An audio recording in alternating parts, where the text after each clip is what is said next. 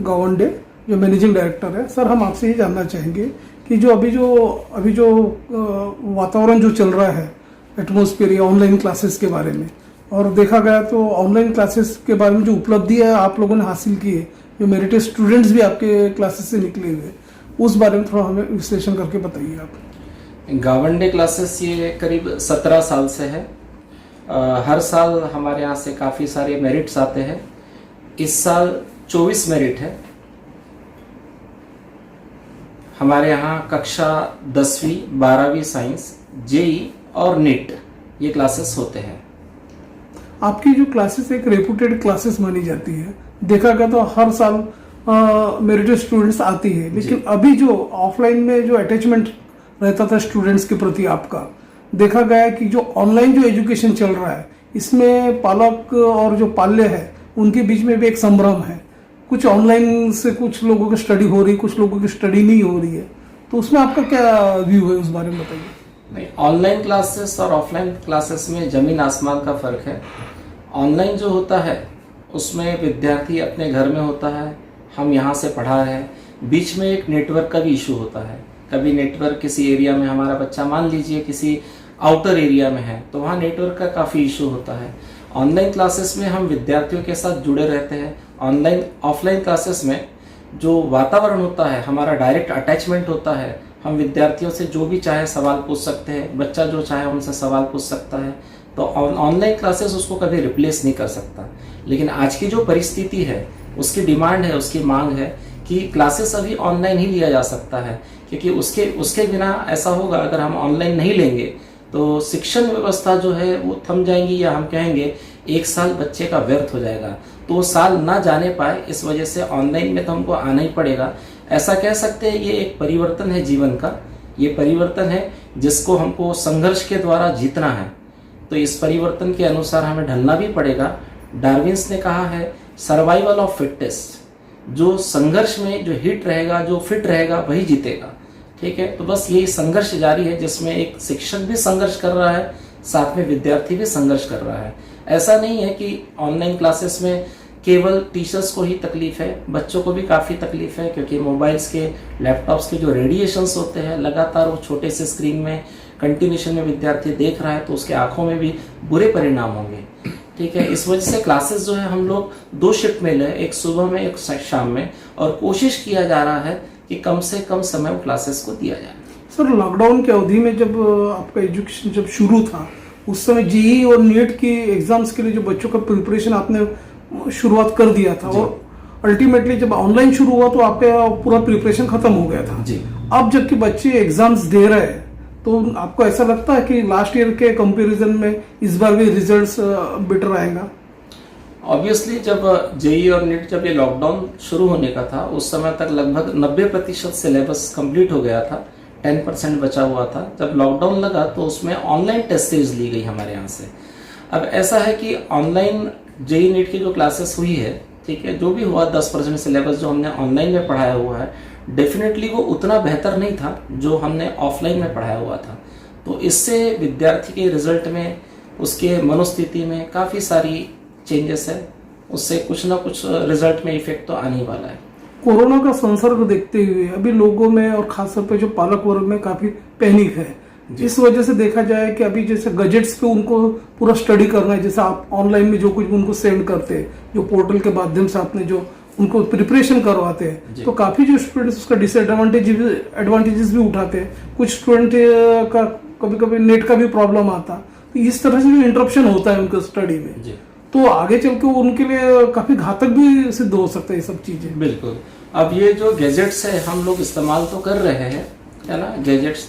अब मैं कभी बैठे बैठे सोचता हूँ, चलिए हम तो शहरी इलाके में हैं, बोर्ड एग्जाम तो सभी के लिए होगा, पूरा ऑल ओवर महाराष्ट्र में होने वाला है। मुझे उन विद्यार्थियों की याद आती है जो रूरल एरिया में रहते हैं, जहाँ ये गैजेट अवेलेबल ही नहीं है। नेटवर्क की तो बात दूर रह गई, ठीक है, ये स्मार्टफोन वहाँ अवेलेबल ही नहीं है, तो वो बच्चे कैसे पढ़ रहे होंगे और वो बच्चे किस तरह से एग्जाम देंगे, ये विचार मेरे मन में आता है। हम शहरी इलाके में रहते हैं, हमारे पास वो सुविधा है, ठीक है, हमारे पास गैजेट्स भी है, और उन इलाकों के कंपैरिजन में यहाँ पर नेटवर्क भी बेहतर होता है। तो वो विद्यार्थी किस तरह से देंगे मुझे तो समझ में ही नहीं आता है। वो सोचते से ही मुझे बड़ी चिंता होती है उसकी। ऐसे विद्यार्थी जो MHCAT के एग्जाम्स की प्रिपरेशन कर रहे हैं, ऐसे विद्यार्थी जो कॉम्पिटिटिव एग्जाम्स जो दे रहे हैं, आज देखा जाए तो यूनिवर्सिटी लेवल पे भी वहां से ये हुआ कि ऑनलाइन और जो अपना बहुआयामी जो क्वेश्चंस है वो पद्धति शुरू करने का उन लोगों ने निर्देश दिया हुआ है। तो आपको ऐसा लगता है कि ये सारी चीज बेनिफिशियल स्टूडेंट्स के लिए? ये चीज़ों तो इतने ज़्यादा बेनिफिशियल नहीं, हम कहेंगे थोड़ा कुछ नया सीखने को मिलेगा विद्यार्थी को। कोई भी अगर प्रैक्टिकल कभी होता है तो उसके कुछ अच्छाई भी होती है, कुछ बुराई भी होती है। तो मुझे इसमें नहीं लगता है कि ज़्यादा अच्छाइयाँ है।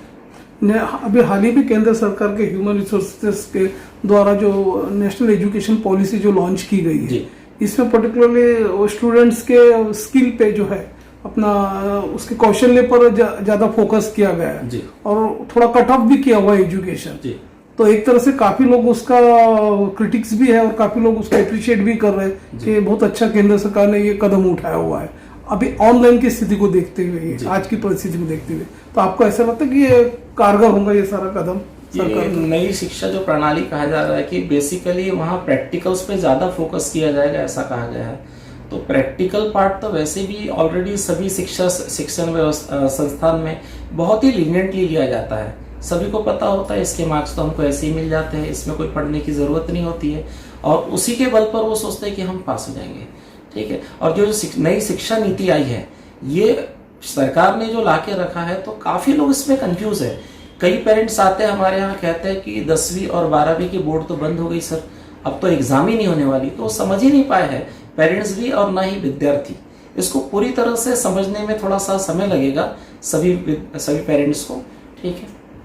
खवंडे कोचिंग क्लासेस जो है, पर्टिकुलरली आपकी जो क्लासेस काफ़ी रिनाउड और काफ़ी नामांकित है, अदर्स क्लासेस की अपेक्षा आपकी क्लासेस में जो आप स्टूडेंट्स को ये देते हैं, फीडबैक देते हैं या उनमें गुणवत्ता का जो विकास करते हैं, तो ऐसी क्या स्पेशलिटी है जिससे आपकी क्लासेस की और स्टूडेंट्स का रुझान काफ़ी बड़ा है, उस बारे में बताइए।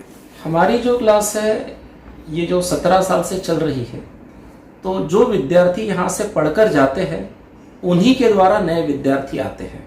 यानी सिंपल कहेंगे, हमारी क्लास जो है वो माउथ पब्लिसिटी से चलती है। जब तक हम ये प्रोसेस करते रहेंगे, एक अच्छा शिक्षा देते रहेंगे, तो हमारे पास विद्यार्थियों को कभी कमी नहीं रहेंगी। ये ऐसा हमारा मानना है। और हमारे यहाँ ऐसा है कि सब कहते हैं कि शिक्षा का बाजार हो गया है, शिक्षा व्यवसाय हो गया है। तो ये मैं मान्य करता हूँ, आज बाजार वाकई में शिक्षा का बाजार कर दिया गया है ना। पैसे के लिए सभी कमाते हैं, हम भी पैसा लेते हैं, पैसा हम भी लेते हैं, लेकिन पैसा लेने के बाद हम ये ध्यान में रखते हैं कि पेरेंट्स का या विद्यार्थी का थोड़ा भी समय उसमें खराब ना हो, पेरेंट्स का 1 रुपया भी उसमें वेस्ट नहीं होना चाहिए। हम एडमिशन के समय कहते हैं, बच्चों से भी कहते हैं और पेरेंट्स से भी कहते हैं, आपको पूरा साल भर का समय दिया गया है, इस साल भर में आप एक भी शिकायत करके दिखाइएगा। ठीक है, एक भी शिकायत का आपको मौका नहीं मिलेगा, और हम ऐसा मौका देते नहीं हैं। तो जो भी पेरेंट्स है वो हमारे यहाँ से हैप्पी है, इसी वजह से हमारी क्लास चल रही है। हर साल आपकी जो क्लासेस है नए कीर्तिमान स्थापित करती है। देखा गया स्टूडेंट्स से हमने काफी फीडबैक लिए, काफी कुछ स्टूडेंट्स का हम लोगों ने इंटरव्यू भी लिया था, उन्होंने आपकी क्लासेस के बारे में बताया कि जो सर के यहाँ जो क्लासेस होती है रिसर्च बेस्ड होती है और फुल प्रैक्टिकल, फुल थ्योरी कराया जाता है। क्या ये बात सही है? बिल्कुल। हमारे यहाँ कई बच्चे कहते हैं, मुझे बाहर से सुनने में आता है कि वो क्लास ऐसी क्लास है कि आप पढ़ना नहीं भी चाहेंगे तो भी वो आपसे पढ़वा के लेंगे और आपका रिजल्ट ला कर देंगे। ऐसा जब विद्यार्थियों का फीडबैक बाहर से आता है तो बड़ी खुशी होती है कि विद्यार्थी कम से कम इतना तो कह रहे हैं। ऑनलाइन अभ्यासक्रम में जो पालकों में और विद्यार्थियों में जो संभ्रम है, उनके लिए आपका क्या संदेश रहेगा कि पालकों को उस संभ्रम से निकलना पड़े? अब ज़्यादातर पालक और जो विद्यार्थी है वो इस तरह से कंफ्यूज है कि कहते हैं कि ऑनलाइन में कुछ शायद समझ में नहीं आएगा। उन्होंने ऑनलाइन क्लासेस ज्वाइन नहीं किया है, बट पहले ही उन्होंने व्यू दे दिया है कि ऑनलाइन क्लासेस में कुछ समझ में नहीं आएगा। ऑनलाइन क्लासेस और ऑफलाइन क्लासेस में केवल एक ही फर्क होता है। जैसे ऑफलाइन में हम क्या करते हैं, क्लासरूम में पढ़ाते हैं, अभी भी उसी क्लासरूम में पढ़ा रहे हैं, वही ब्लैक बोर्ड है और शिक्षक भी वही है, लेकिन सिर्फ फर्क इतना है कि विद्यार्थी ऑफलाइन में क्लासरूम में होता था हमारे सामने, ऑनलाइन में विद्यार्थी जो है अपने घर में बैठा हुआ है। अब इसमें एक तकलीफ हो जाती है, जब क्लास में पढ़ाते हैं, जब ऑफलाइन में क्लास में पढ़ाते हैं तो उस समय एटमॉस्फेयर जो होता है वो पूरा फुल्ली एजुकेशन का होता है, वहाँ कोई डिस्टर्बेंस नहीं होता है। किंतु अभी जब वो विद्यार्थी घर में पढ़ रहा है तो कई घरों में एक सिंगल कमरा होता है, वहाँ आजू बाजू में शोर शराबा होता है, ठीक है, तो उस बच्चे का ध्यान इधर उधर जाता है और वो पढ़ाई का वातावरण लगभग नहीं होता है। अभी हाल की परिस्थिति बहुत ही विपरीत है। ऐसा नहीं कहेंगे तकलीफ हमारे यहाँ है या हमारे हिंदुस्तान में है, सारी दुनिया इस बीमारी से संक्रमित है, सभी तकलीफ में है। तो मैं आप सभी से निवेदन करूँगा कि कम से कम घर से बाहर निकले जब बेहद ज़रूरी है, ठीक है। समय समय पर अपना हाथ आप धोए, सैनिटाइज करें, अपने आप को बचाइए और अपने परिवार को बचाइए, क्योंकि 2020 मैं मानता हूं कि 2020 ये वो साल है जो व्यक्ति इस साल इस बीमारी से बच जाए वो सबसे बड़ा विजेता है। तो फिलहाल मैं तो यही कहूँगा मैं कि कोरोना से बचना ये हमारा सबसे मेन है।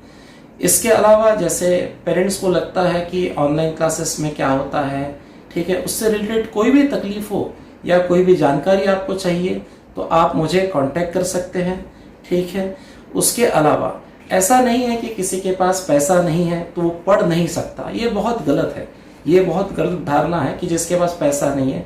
मैं ये कहूँगा यदि किसी को इकोनॉमिकली प्रॉब्लम है तो आप मुझे कंसल्ट कीजिए, मैं आपके बच्चों को फ्री में पढ़ा के दूंगा। हम हर साल वैसे भी कम से कम 10% बच्चों को फ्री में पढ़ा के देते हैं जिनको आवश्यकता होती है। किसी के माता नहीं होते, किसी के पिता नहीं होते, कोई बहुत गरीब परिवार से है और पढ़ने वाला विद्यार्थी है तो उसके लिए गावन डे क्लासेस हमेशा के लिए आपके लिए हाजिर है। आप चाहे तो आप अपने आजू बाजू में थोड़ा सर्च कीजिए और ऐसे विद्यार्थी मिलते हैं जो पढ़ना चाहते हैं किंतु पैसे के अभाव में नहीं पढ़ पा रहे हैं, तो आप बिल्कुल इस क्लास में लेकर आइए। मैं प्रॉमिस करता हूं हम उनको बिल्कुल फ्री में पढ़ा के देंगे। Thank you. मैं KS गावन डे क्लासेस का मैनेजिंग डायरेक्टर।